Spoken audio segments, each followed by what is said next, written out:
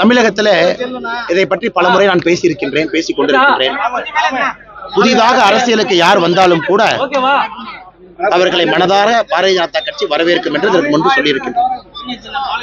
இன்று விஜய் அவர்களுடைய அறிவிப்புக்கு பிறகு கூட என்னுடைய சமூக வலைதளத்தில் ஒரு பதிவு போட்டிருக்கேன். இந்த மாதிரி கண்டிப்பா அரசியலுக்கு வரணும், ஒரு நோக்கத்தோட வந்திருக்கிறாங்க, வரட்டும். ஸோ மக்களுக்கு எப்பவுமே வாய்ப்புகள் இருக்கணும், ஆப்பர்ச்சுனிட்டி இருக்கணும், மக்களுக்கு சாய்ஸ் இருக்கணும். ஒரு கட்சியும் தன்னுடைய கொள்கையை தெளிவுபடுத்திய பிறகு மக்கள் முடிவெடுக்க போறாங்க. ஏன்னா ஜனநாயகத்தில் உங்களுக்கு தெரியும், மக்கள் தான் எஜமானர்கள். இன்னைக்கு பாரதிய ஜனதா கட்சின்னு ஒரு கொள்கை இருக்கு, மக்கள் முன்னாடி வச்சிருக்கோம். நடிகர் விஜய் அவர்கள் அரசியல் கட்சி இன்னைக்கு அறிவிச்சிருக்கிறாங்க. அதன் பிறகு அவரும் அவருடைய கொள்கையை அறிவிப்பார் என்று நினைக்கின்றேன். அது மக்களுக்கு ஒரு ஆப்ஷன். அதே போல திராவிட கட்சிகள், ஹார்டுகோர் திராவிட கட்சிகள் இருக்காங்க, எல்லாம் ஒரு ஆப்ஷன் தான். அதனால் வருகின்ற காலம் அடுத்த ஒரு 1.5-2 வருஷத்துக்கு தமிழக மக்களை பொறுத்தவரை ஆழ்ந்து சிந்தித்து தமிழகத்தினுடைய முன்னேற்றத்திற்கு, பாரதத்தினுடைய முன்னேற்றத்திற்கு, ஒரு தனி மனிதனுடைய முன்னேற்றத்திற்கு ஊழல் இல்லாத சமுதாயத்தை யார் கொடுக்க முடியும் என்கின்ற ஒரு வாதத்தை எல்லா கட்சிகளும் வைக்கும் பொழுது மக்கள் முடிவெடுப்பாங்க. இன்னைக்கு அரசியல் பார்த்தீங்கன்னா ஒரு 24 மணி நேரம் மாறிடுச்சு. முதல்ல பார்த்தீங்கன்னா சர்வீஸ் மாதிரி இருந்தது. அந்த காலத்தில் லாயரா இருப்பாங்க, பார்ட் டைம் அரசியல்வாதியா இருப்பாங்க. ஆனால் இன்னைக்கு காலத்தினுடைய நகர்வு, எல்லோருமே இன்னைக்கு முழு நேர அரசியல்வாதிகள். 24 மணி நேரம் 365 நாள். இந்த பேஸ் அன்சஸ்டைனபிள்னா, இந்த மாதிரி அரசியல் கட்சியில் நீங்க இருக்கீங்க அப்படின்னா இட் பிகம்ஸ் அன்சஸ்டைனபிள். அது நீங்க சர்வே பண்ண முடியாது. அந்த அளவுக்கு வேகமாக அரசியல் சுழற்சிகள் இருக்கு. 2 ஆண்டுகளுக்கு முன்பு அரசியல் எப்படி இருந்துச்சு, 2 ஆண்டுகள் கழிச்சு அது மாறுது. 5 ஆண்டுகள் கழிச்சு முற்றிலும் மாறுது. 1885 ஆரம்பிச்ச காங்கிரஸுடைய கதி பாருங்க இன்னைக்கு எந்த நிலைமையில் இருக்காங்க. அதனால் அரசியலுக்கு வரக்கூடிய நடிகர் விஜய் அவர்களுக்கு எங்களுடைய வாழ்த்துக்களை தெரிவிப்பது மட்டும் இல்லாமல், இந்த கடினமான பயணம், இது ஒரு கடினமான பயணம், ரொம்ப எளிதான பயணம் கிடையாது.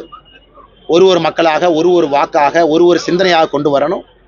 அதில் இறங்கி இருக்கின்றார். தமிழக மக்கள் முன் அவருடைய எண்ணத்தை வெளிப்படுத்த போறாரு. மக்கள் முடிவெடுக்கட்டும் 2026 எப்படி களம் இருக்க வேண்டும் என்று. அண்ணே நீங்களே சொல்லுங்க அண்ணே. அதாவது உலக முதலீட்டாளர்கள் மாநாடு நடந்து 10 நாள் கூட ஆகல.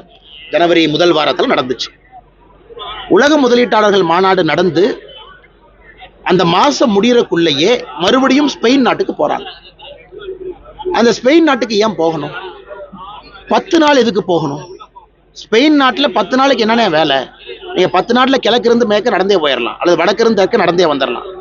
ஸ்பெயின்ல 10 நாளைக்கு என்ன? அதாவது 10 நாள் ட்ரிப் போறவங்க அமெரிக்காவில் பார்த்தீங்கன்னா ரோட் ஷோ மாதிரி போவாங்க. நியூயார்க்ல ஒரு ரோட் ஷோ, லாஸ் ஏஞ்சலஸ் போவாங்க, சான் பிரான்சிஸ்கோ போவாங்க, பாஸ்டன் போவாங்க. இதெல்லாம் நம்ம இந்தியாவில் இதற்கு முன்பு பார்த்துருக்கோம்.